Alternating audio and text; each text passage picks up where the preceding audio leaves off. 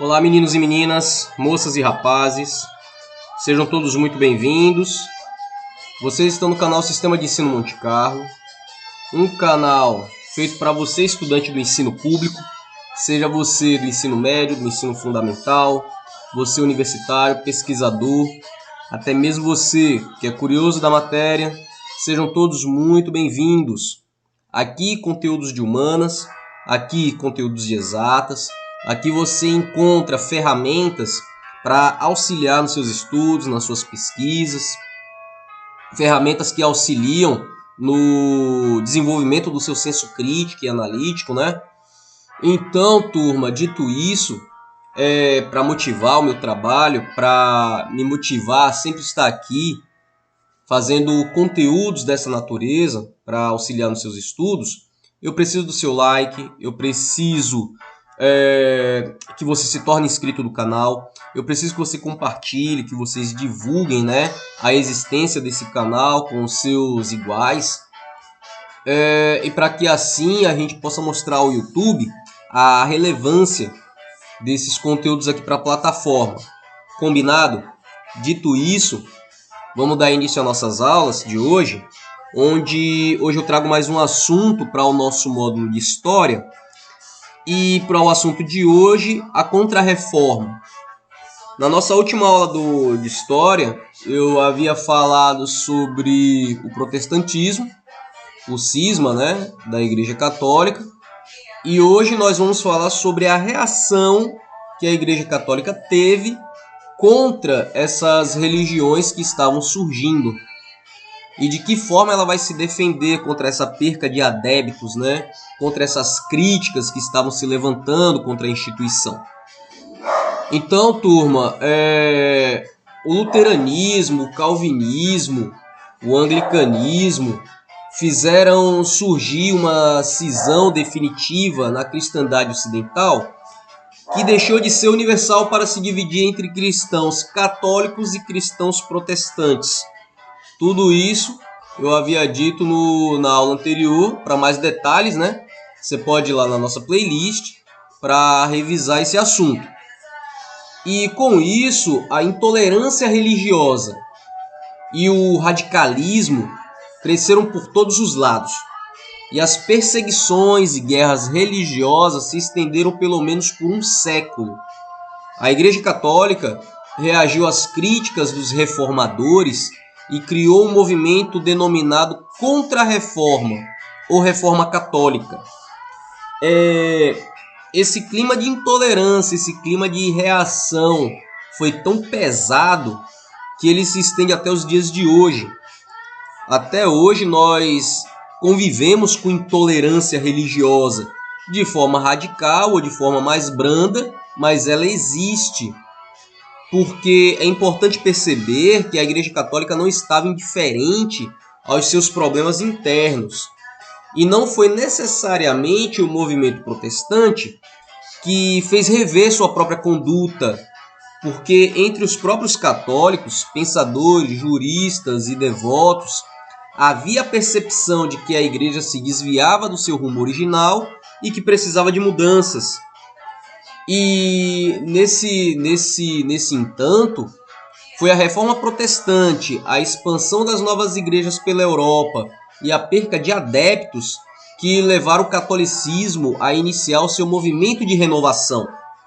E isso foi liderado pelos papas Paulo III, pelo Papa Paulo IV, por Pio V e Sixto V. A Igreja Católica deu início a esse processo de moralização e reestruturação interna.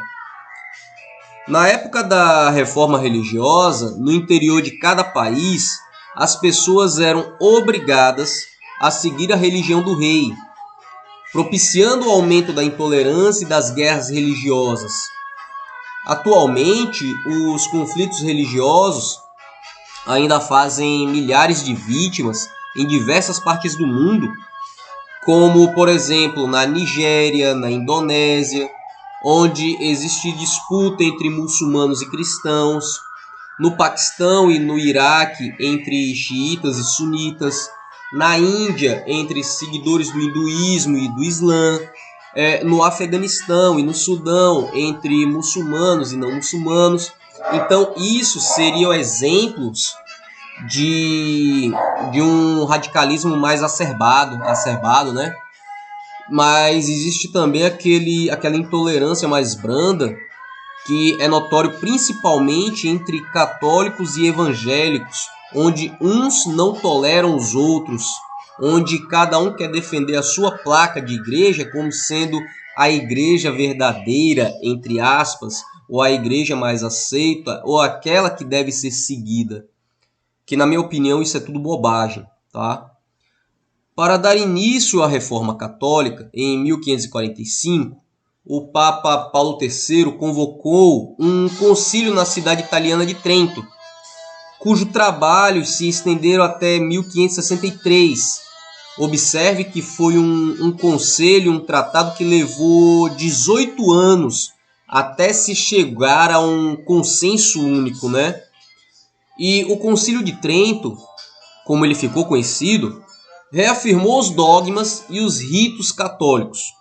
Por exemplo, como a salvação da fé, pela fé, as boas obras, a presença de Cristo na Eucaristia, a autoridade e a infalibilidade do Papa, a hierarquia eclesiástica, o celibato do clero, a devoção aos santos e a Maria Virgem, né, entre aspas. No vídeo anterior eu já expliquei por que virgem, entre aspas. Dá uma passadinha lá também para ver mais detalhes sobre isso. Isso é uma opinião minha, que fique se entendido isso. E os 7 sacramentos, que são o batismo. Isso são os sacramentos da Igreja Católica. A Igreja Católica ela é pautada em sacramentos. Por isso eu sempre ouvi a principal crítica contra os evangélicos, onde os católicos se defendem dizendo que evangélico não tem sacramento, como se esses sacramentos dissessem alguma coisa, que seriam o batismo, a Eucaristia, a crisma, o matrimônio, a ordem, a penitência e a extrema-unção. E a missa e a Bíblia em latim. Então observe que foram 18 anos para se reafirmar coisas que já haviam sido feitas e praticadas. E o único ponto positivo, na minha opinião, do Concílio de Trento foi a determinação e a criação de seminários para a formação do clero. Agora esse clero ele seria formado numa academia. E a elaboração do catecismo, que foi um resumo do catolicismo para ser utilizado na evangelização dos fiéis, principalmente jovens e crianças. Em Trento, esse é o ponto mais importante para mim, a igreja também condenou a venda de indulgências e a venda de cargos eclesiásticos, que esse foi o ponto principal do rompimento de católicos, criando assim novas religiões. Além disso, a igreja reorganizou o Tribunal do Santo Ofício da Inquisição. O Tribunal do Santo Ofício da Inquisição ele foi criado em 1231. Ele não foi uma ferramenta da Contra-Reforma. Então já era uma instituição antiga, que ela foi reativada.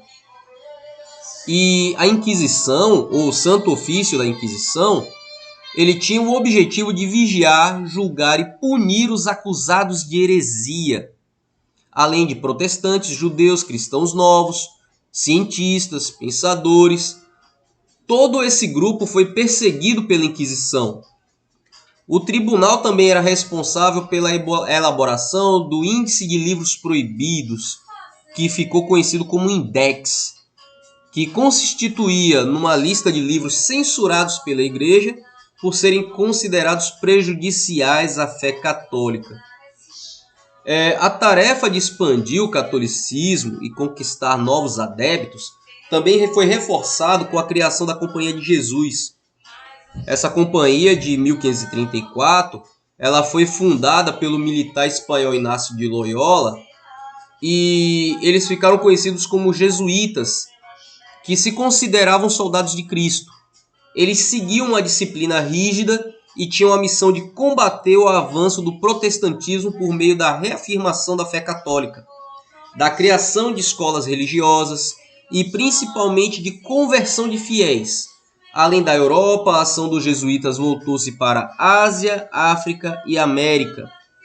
Se você observou, tudo isso ocorre no século XVI, de 1500 a 1599, a 1600, melhor dizendo.